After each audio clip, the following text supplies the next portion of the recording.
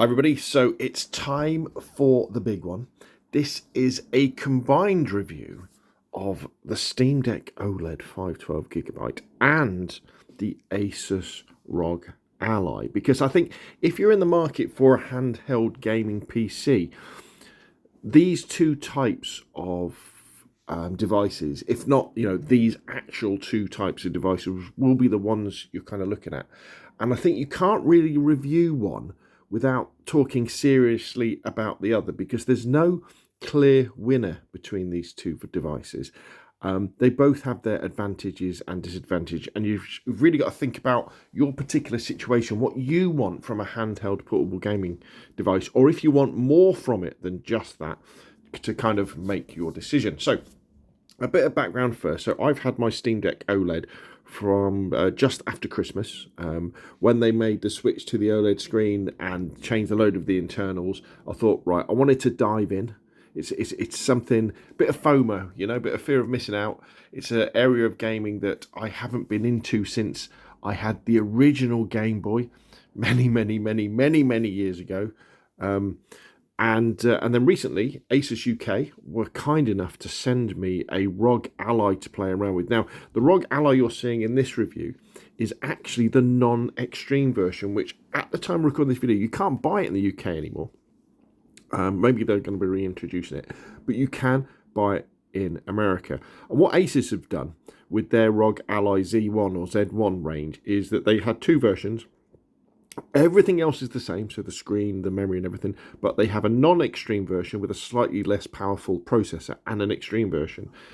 As you might know with Steam, with the Steam Deck, the way that they have different models in their range is changing the amount of storage, and also you have the LCD version and the newer OLED version. So the idea with the Steam Deck is that no matter which Steam Deck you get, they've all got very similar performance. Whereas obviously with something like the ROG Ally Extreme and non-extreme, you're getting significantly different performance. Something just fell on the floor behind me.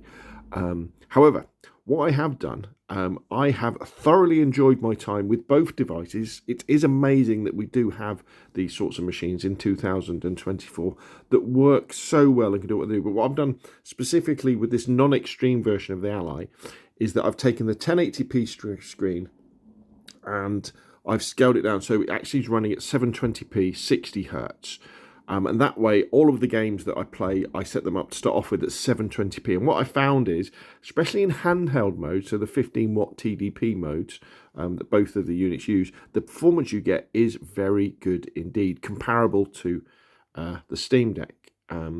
So I don't know, let's get started. Then we're going to be covering a lot of ground. Now, first thing, size. As you can see, both these devices are a very similar size, very similar weight. They're both very well balanced in the hand. You can play with them for hours on end.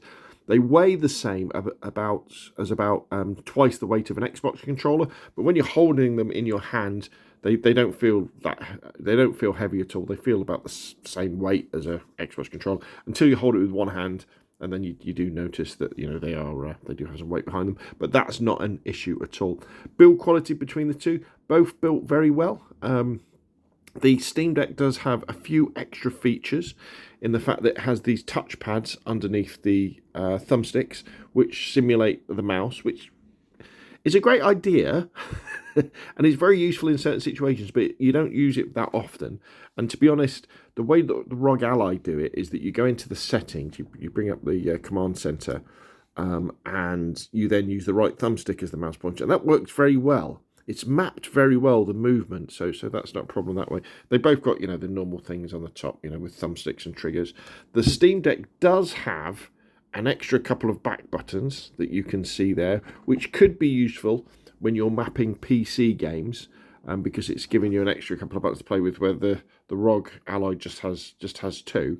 I don't use them that much, but remember, both these devices are trying to fit square pegs in round holes, because PC games are obviously designed for computers with large monitors and keyboard and mouse, but yet we're being forced to play with small screens with thumbsticks and D-pads and buttons.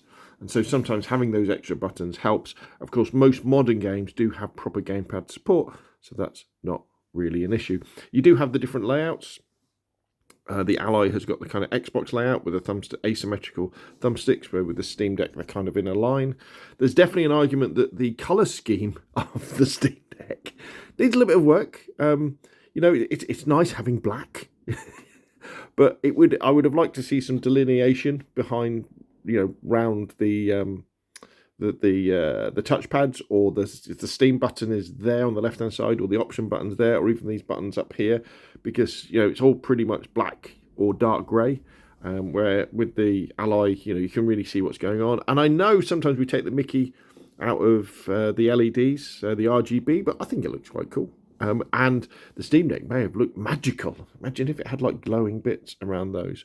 But definitely, it would be nice to have something else like that. They both concentrate on sort of USB-C connections. So the Steam Deck here actually is sitting in a dock, so to keep it upright. So that's one thing you're going to kind of be getting. There are some question marks and criticisms over the fact that the ROG Ally has its micro SD card slot, which you will be using to expand your memory at the top rather than the bottom on the Steam Deck. And that caused issues in earlier models with overheating. What would happen is the heat would come out the top and then damage the card reader. But I haven't had that problem. And I think it's very important for me to say that in my experiences with both of these devices, I'm interested in the handheld experience when the device is running at 15 watts TDP.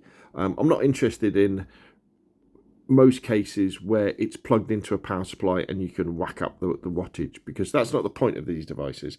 You know, they're handheld and they both feel good. They feel like they're made well. The sounds good on both. They're both really loud.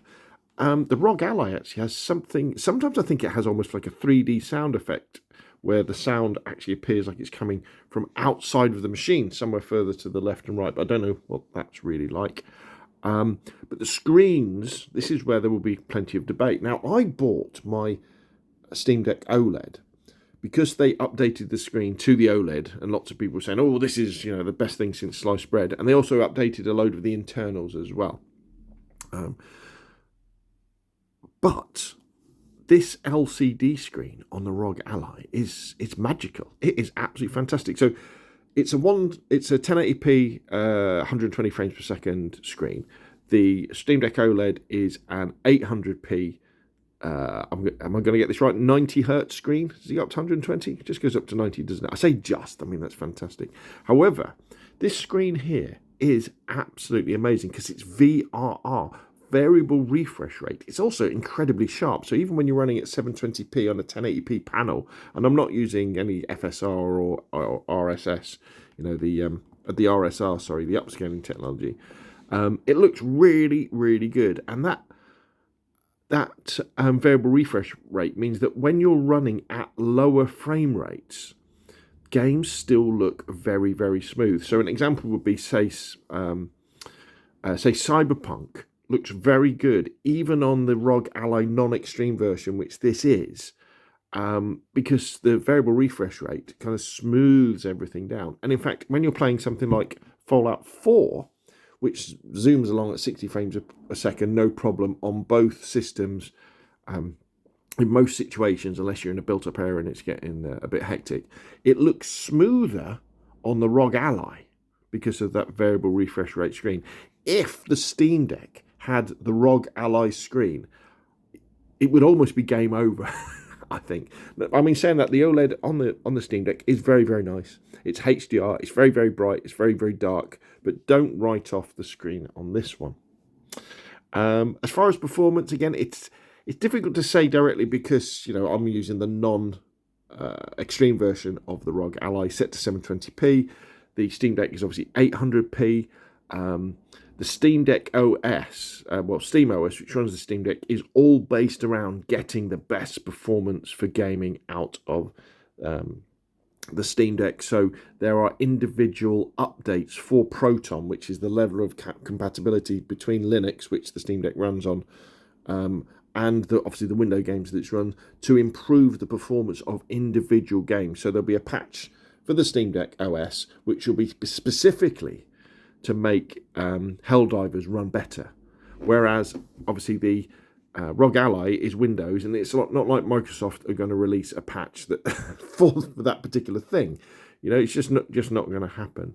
And so you tend to get, most of the time, equivalent performance. And I would recommend, if you're really into the numbers, what I'll do is in the description below this video, I'll put a link to Gamers Nexus's breakdown of the Ally and the Steam Deck, and I think they've done some comparisons too. And the big thing they tend to come out from it is that overall performance, if you look at average FPS and maximum FPS, can often be better on the higher power Windows devices like the ROG Ally Extreme or the Lenovo Legion Go. However, what you find is that the low FPS frames you get more of them on the Windows-based machines, which means that often the Windows-based machines, when you're playing them, are more likely to get hitches and stutters, and I've come across that experience. So although the average FPS might be lower on the Steam Deck, it feels smoother because you don't get that stuttering every now and again like you would get on a Windows-based device. SteamOS does some really cool things with shaders as well. I don't know if you've ever been in a game where sometimes they'll load the shaders to start off with, or often games will load them as they're going along. But what they do with SteamOS is it goes out to the community, and if somebody's already played a game before you and their Steam Deck has cached a load of shaders, well, then makes that available and will download that to your Steam Deck, so it doesn't need to do it in advance. So that's very good. And I think, we've got to talk about battery life as well. And again, because SteamOS is all about the Steam Deck, you're going to get better battery life out of this device than you will out of this device, because, the ROG Ally is a Windows 11 PC. And at the time of making this video, Microsoft haven't released a version of Windows 11 or Windows that is designed to be optimized for pocket portable gaming PCs. Now, if they do, then that will be very, very cool indeed, but they don't. So, whereas you might get an hour and a half out of this device if you're playing something very graphically intensive, you're going to get 2 hours, 2.5 hours out of the Steam Deck. But that's fair enough for me because of the kind of the use case scenario that I put these devices through. Let's go back into Fortnite. Right, so OS. So what's actually running the devices? So obviously we've got Windows and we've got SteamOS. So behind the Steam Deck is Linux, and behind the Asus ROG Ally is Windows. The experience on the Steam Deck is very console-like. In terms of, you turn it on, you've got your games, you can select them, or you can, you've got the integrated store with Steam. Very easy to go in and download your games, play your games, buy your games, all that sort of stuff. It feels like a console as soon as you turn it on.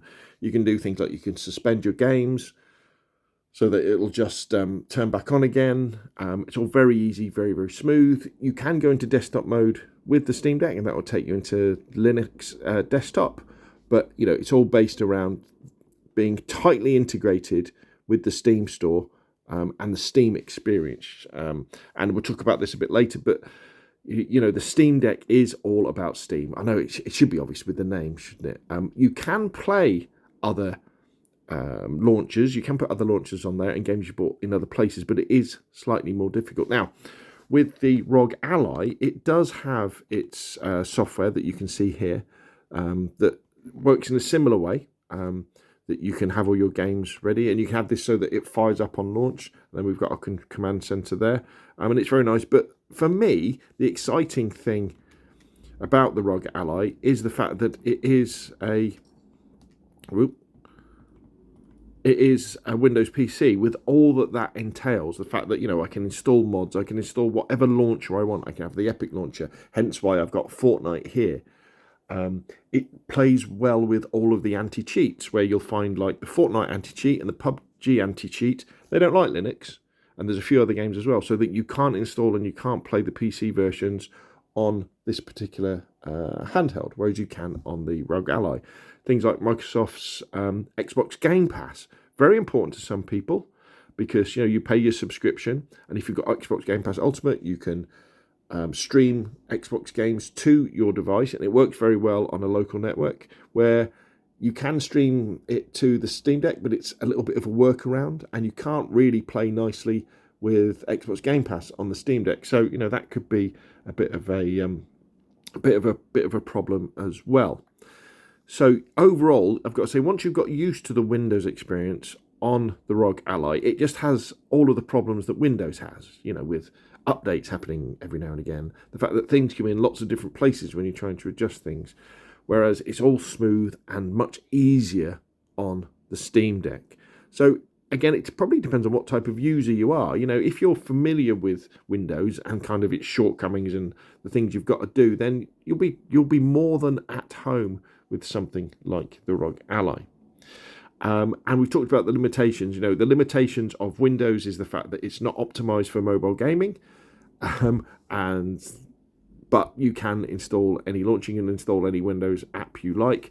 Whereas with the Steam OS on the Steam Deck, it is optimized for mobile gaming, so you can you're tightly integrated with Steam, but you can't install whatever you like. So it's kind of there. If we talk about ongoing support and spare parts, actually, because they've sold so many of the ROG Ally, there is a good market out there for new thumb pads and buttons and stuff like that. And specifically with the Steam Deck, Valve have been very, very open about the fact that they want people to be able to repair their devices, to take them apart, to upgrade the sticks to thumbsticks, and to replace everything. So I think probably, although the Steam Deck probably has the advantage because there's more of them sold, and there's more of a market out there for people, Linux people, I guess, are more into sort of adjusting and customizing things, that the spare parts are out there and available for the ROG Ally as well. And Valve have committed to Steam OS, so we're going to be seeing an awful lot of updates for the Steam Deck going forward. And luckily, the Ally has sold very well. And being Windows, obviously Windows is going to be updated, and I would be very surprised if this year we didn't see some sort of version of Windows that is optimized for mobile gaming devices, because so many are coming out. We've got the Lenovo Legion Go, we've got the MSI Claw, there's lots of other sort of not lesser known brands that are coming out as well, and it would make sense for Windows to do something, maybe even to, I think what they should do is they should really do something with they should have the Xbox gaming app, shouldn't they? The Xbox Deck, whereby it's more tightly integrated with the Xbox app and Windows Game Pass, so that you can, you buy your machine, which would be subsidizing, and we'll talk about price in a bit, and then it's really encouraging you to subscribe to Game Pass, so you download your PC games and you play them that way. In a similar way that the Steam Deck really encourages you to buy all of your games off Steam. Now, this is where things get interesting, because when we talk about whether either devices could be used as a desktop or a laptop replacement or a way into PC gaming, and my advice really for the Steam Deck has been, since after I got it, was that I think the Steam Deck is an amazing accessory and addition to someone who already has a gaming PC or a gaming laptop and a mature Steam library. Or maybe you had one recently and you haven't got the space for that anymore, because obviously it is so tightly integrated with Steam. In a similar way that you would consider having like a virtual reality headset as an accessory. So you've already got your gaming PC, you've already got your gaming laptop, you've already got your Steam library. You then, this is a lovely mobile addition to that. This, however, opens up different possibilities, because you can put this into a dock and you can connect it to a monitor and a keyboard and mouse, say a Bluetooth or a wireless one, and it is a Windows 11 PC.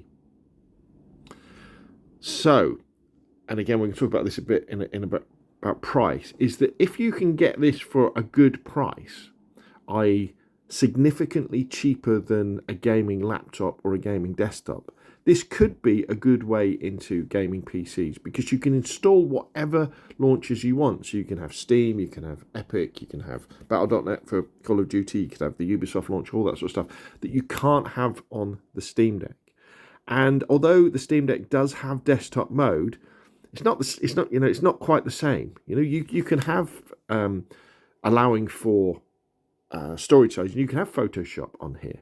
You could put a video editing software on here, Windows ones that maybe you're familiar with already, and you could use it that way. And so a lot of this comes down to price. And this is where this is a big tripping point now.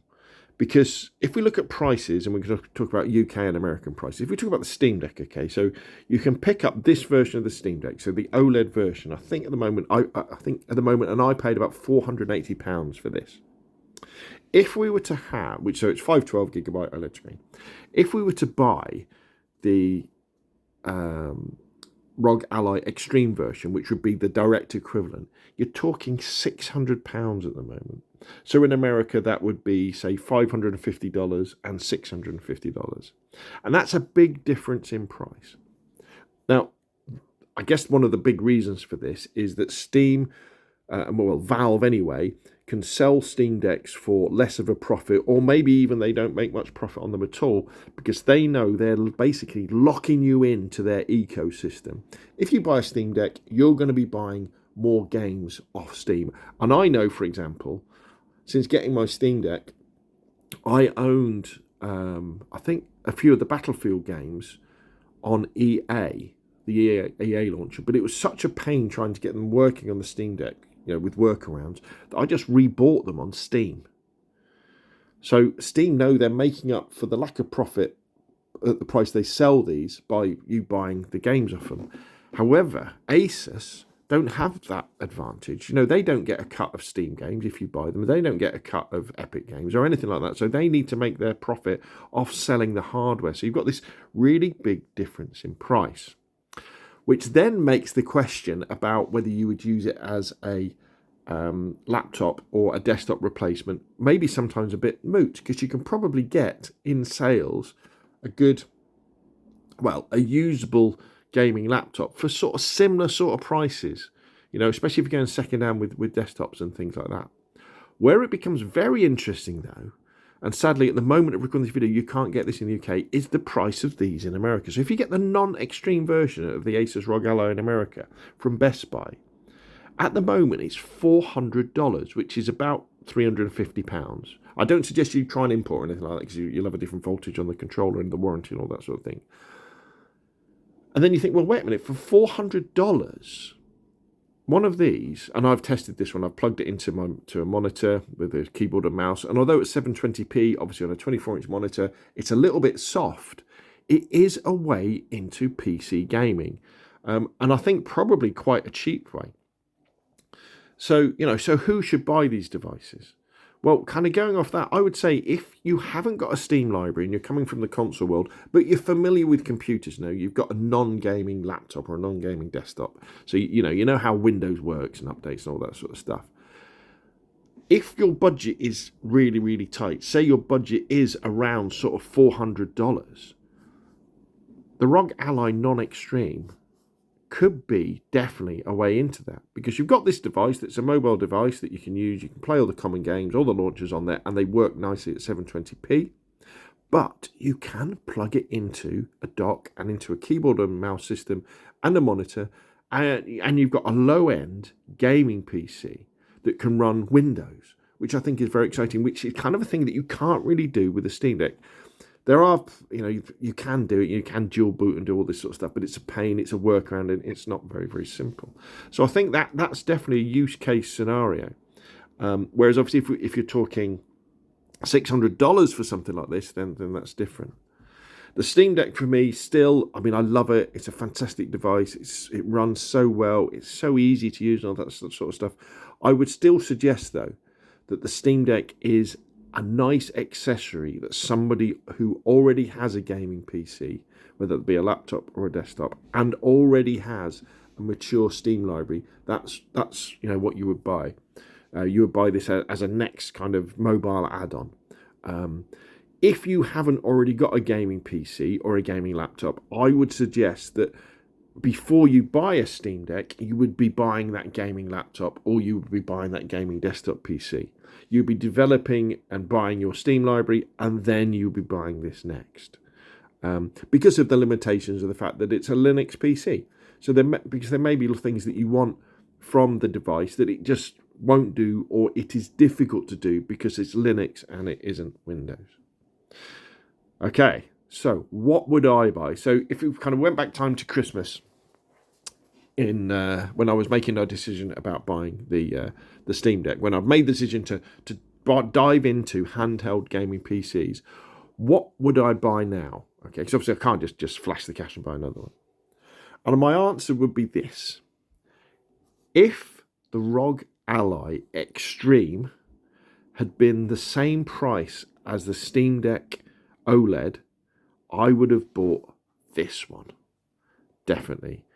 Because I think having Windows, so the fact that I can play Arma 3, the fact that I can, play PC Daisy, the fact that I can play Microsoft Game Pass and get Microsoft Game Pass Ultimate and download the games to it, is a game changer. And this screen is so, so good. The difference between these two screens, I don't think is that much. Okay, the Steam Deck screen's brighter and the blacks are blacker, but this variable refresh rate screen is very, very, very nice indeed. So I guess what I'm saying is that my perfect handheld as of March 2024 would be it would be a Windows-based handheld that was the price of the Steam Deck, that had the screen of the ROG Ally, a variable refresh rate screen. However, I wouldn't have spent £600 on one of these. That's why I got the Steam Deck, and I'm very pleased with the Steam Deck. Because I have my gaming PC already.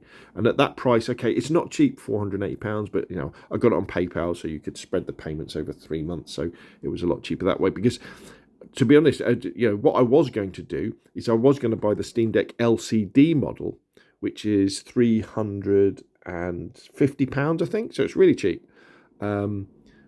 And I went into the basket to pay for it on Steam, and PayPal said, wait a minute, you can pay for this over 3 months if you want. And I went, well, wait a minute, I'll tell you what, I'll spend another £130 and I'll get the OLED version, and I haven't kind of looked back from that. So that's my answer. If the ROG Ally Extreme had been the same price as the Steam Deck at £480 instead of £600, I would have bought the ROG Ally, because I think having Windows at your fingertips is very, very powerful indeed. However, it's not. It's 600 quid, which means that at £480, the Steam Deck and experience, if you already have a gaming PC and they already have a laptop and a Steam library, is definitely the way to go. So there we go. Hopefully I've been helpful. Hopefully I've kind of shown the way maybe to help you make a decision. Please watch lots of other videos before you make a decision, because they are expensive things. But I do think that if you are in America and you are on a tight budget and maybe you're not quite sure, buying one of these, the non-extreme version of the Ally, for $400 from Best Buy, I don't know if you have to pay tax or anything over there, it is a bit of a bargain. Anyway, I'm going to leave it there. Put your questions and comments down below. If you've enjoyed the video, hit like. If you want to see more of the same, press subscribe. And I will, of course, see you again soon.